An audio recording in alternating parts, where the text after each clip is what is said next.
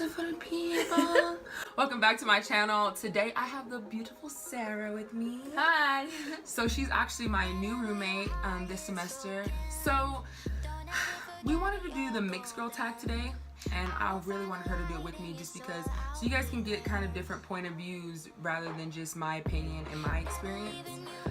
And so there is actually like a tag, and there's 10 questions in the tag, and so we're just gonna go through and kind of answer these questions, things that we've dealt with being mixed girls, our own personal experiences, own personal struggles, and I hope you guys enjoy it. If there's any other questions that we didn't answer that you'd like to hear, always comment below.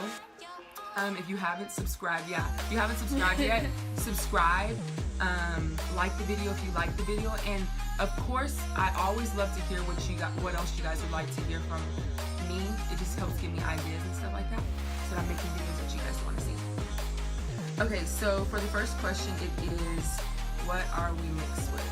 You ready first? Okay, I'm half black. I don't know like what the specifics are. It's just my dad's from Chicago, and then my mom is from South Korea. That's pretty cool. Like when I first, Malaysian. I know, Malaysian. When I first saw her, I was like, excuse me, you're mixed? Yeah. You don't see very many other mixed people in Rexburg, and I was like, you are so beautiful. Thank you. Oh my gosh. She is. But I am mixed with black and white. My mom is white, my dad is black. I actually want to do one of those DNA tests where it tells you like exactly like where you're from. Yeah, you're supposed to like spin in a thing. Yeah. And it tells you like the exact percentages of everything you do. I haven't done that yet, but that is on my to-do list. Yeah. All right. So for the second one, what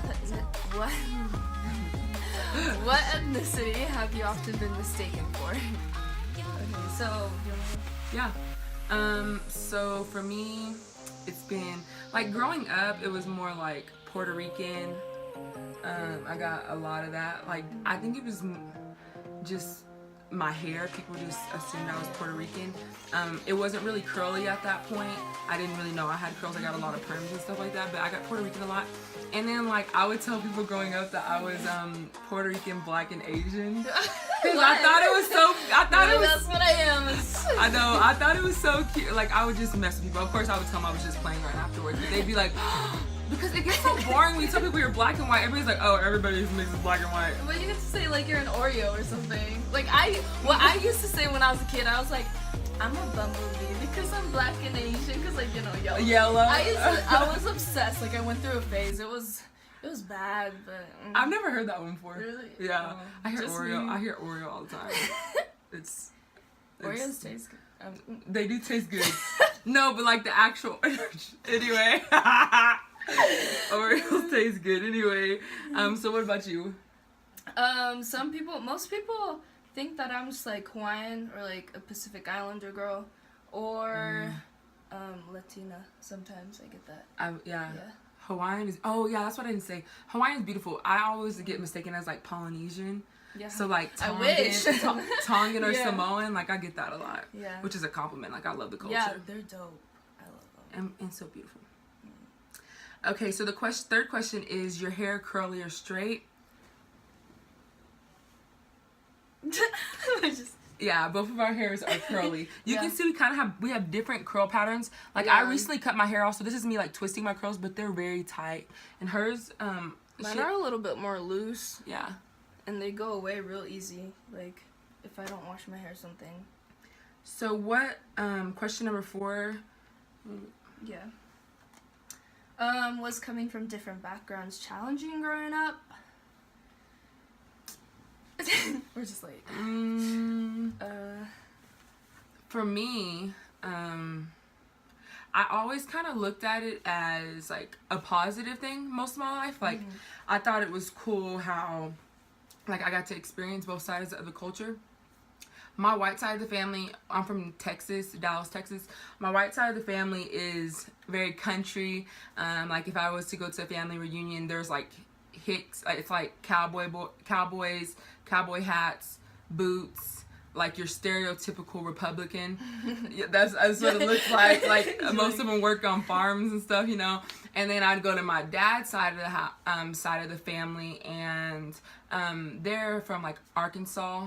I think like my grandpa's side of the family's from Arkansas, and then my grandma's side is like San Antonio. And so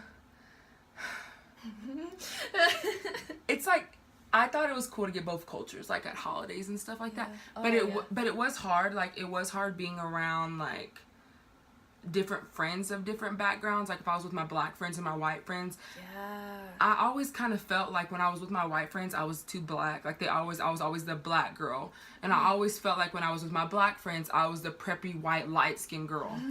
Yeah, I felt that. Okay, so I was raised by my mom basically all my life. So everybody would say like I'm an Asian girl that looks black. So I don't know. I couldn't really. I mean, I hung out with black people, of course, but in the area that I lived in, there were mostly just white people and, like, some black people, but not that many. Yeah. So, I don't know. I always thought I was cool, because I was, like, you know, a color, and everybody else was just, you know, not... You were different. I was different, yeah, exactly. So, I wouldn't say that it was challenging, just because it, like, boosted my pride, I guess, just because I was different. Like, I took pride in that. Some people may not take pride in that, but you should, because we're beautiful. Let's see. Which backgrounds do you embrace the most? What would you say? My black side. Even though, like, I wouldn't say that I'm black or whatever that means, but, I don't know. I just think it's, like, dope to be black. I think that's cool because, I mean, like, different because you were raised... Yeah, I know, yeah. With your mom's... She's Filipino? No, she's Korean. Oh, Korean, yeah. Okay. So, you're raised with your Korean side, but you, like, embrace the black side more. Yeah. I know. I mean, I love Koreans. I love everything about the culture. Like you said, I was raised, but, I don't know. I just embrace my black side more because I just take pride in it, I guess. Yeah. For me, I would say... I love both sides, but I always felt like I fit in a little bit more naturally with my black side, only because like of my curves and my body type. Because I have big hips, and so like I attracted the black guys. Yeah, like, we be popping. We're just like, come to us. I mean, I love all races. Like, honestly, like.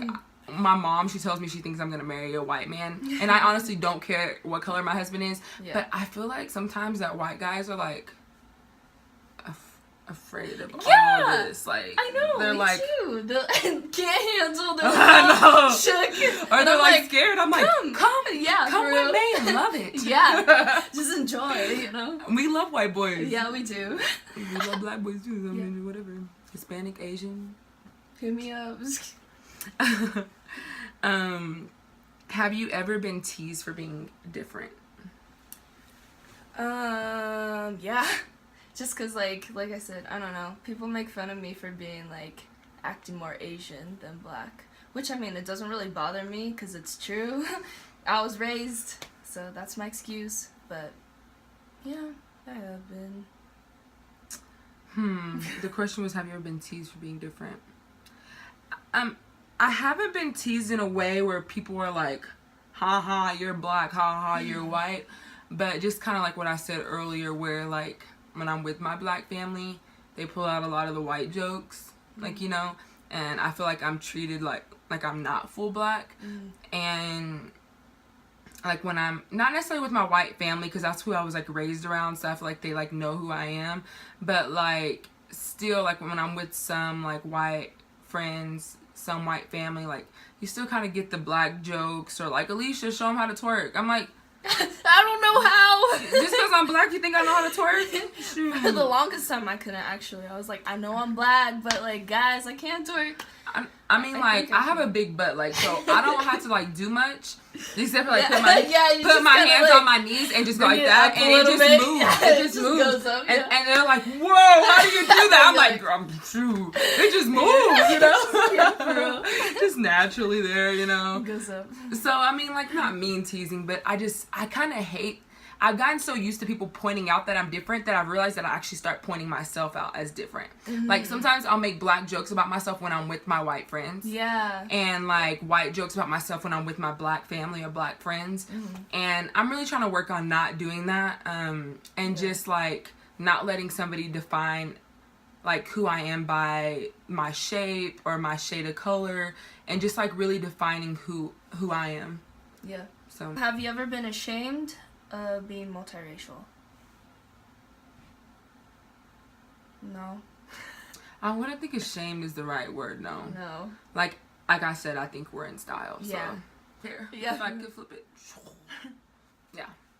We're proud. Yeah, we're proud. And you should be proud too. Everybody should be proud of what they are. Exactly. Like, just embrace who you are, and get out of your box. Like, yeah. just because you're white doesn't mean you have to hang out with white people, and black people, vice versa. And I think it's gotten better, but you know, there's always room for improvement. Yeah. And judging people just because of base of the color. Oh, let me tell you what I hate. Let me tell you what I hate. Okay, so like when a white guy tries to talk to me, yeah, like he feels like he has to be some type of ghetto to talk to me. Yeah. He's like, "Hey, what's up, little girl?" I'm like, boy, I don't even talk like that. So that's like chill. Like seriously, I don't even talk like that. Like, yeah. do you know how to have a proper sentence? Do you have proper sentence structure? Yeah, for real. Oh my gosh, it bothers me. I'm like, that just like makes you less cool. You doing that? Like, I just don't want to hang out with you. I don't know if you're trying to want me to hang out with you, but it's not working. Like, and it's like you're feeding into every stereotype that is. It's just not true. If I wanted somebody who sounded like that, I would go to the hood or something. Yeah, you don't need to try to be something you're not. No. You feel that being mixed has its benefits? Of course. Yeah.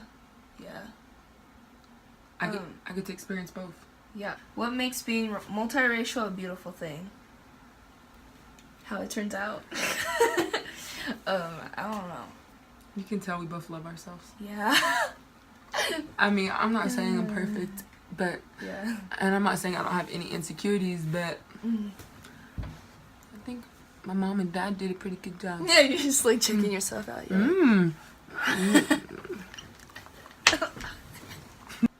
Any advice to someone who struggles with their multiracial identity? I like this question. Honestly, you know, I said that I've always enjoyed being multiracial, being black and white, and having both sides. But it is true, like it can be hard because people try to put you in a box, like just like when you mark what race you are on a test, or when you're hanging out with your friends, or when people ask what race you are, people try to put you in a box based on like your color and what you look like, what you should act like. Yeah.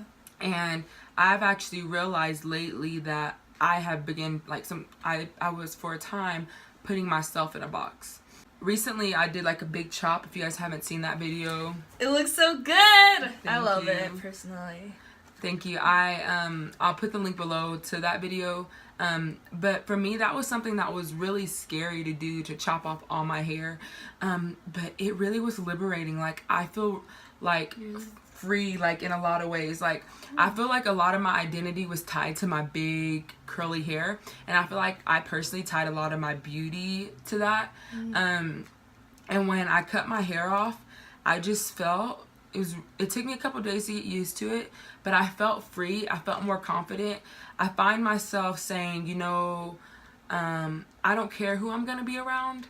You know, this is what I want to wear. This is how I'm gonna act. And I still put myself in boxes sometimes, but I try to catch myself. Like, and just like really find out who I am. And I feel like that's what I'm doing right now. I'm still on the journey of finding out exactly who I am. But I feel like I'm on the right path. And if you are confused about who you are, just try to find who you are, and stop letting other people put you in a box, and stop putting yourself in a box. Yeah. I don't know how I can follow that.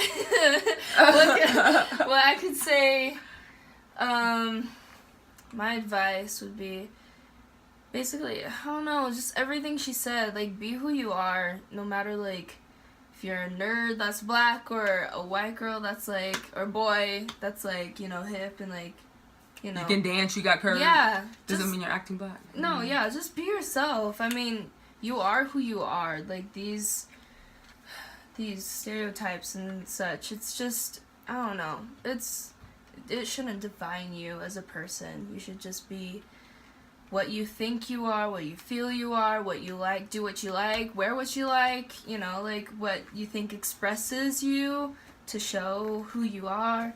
I don't know. I don't really know how to like expand on what, you know, has already been said, but that's just the most important thing out of everything. Just being yourself, being comfortable with yourself. Yeah, and I think that goes with allowing people to have their judgments of you, because you can't stop somebody's judgments of you. I have people now that are my friends who tell me what they thought when they first met me, and they realize it's nothing. Yeah, it's nothing like who I really am.